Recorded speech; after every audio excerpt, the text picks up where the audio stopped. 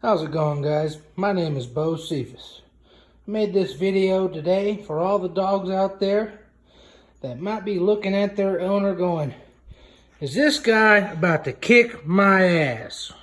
Well, I can tell you, if you follow these simple 3 steps, there's a good chance that you won't get your ass kicked. Number 1, stay out of the trash. You get away from that cat! Get out of that trash! Get out! Out! Number 2, don't shit in the house, especially on the carpet. What did you do?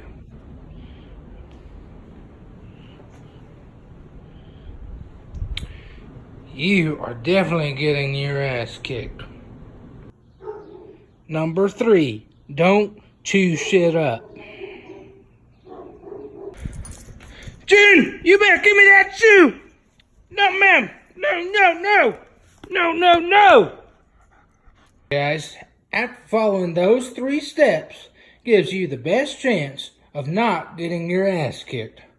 If you will come into the house and sit nicely on the couch and be nice dogs, you might not get your ass kicked.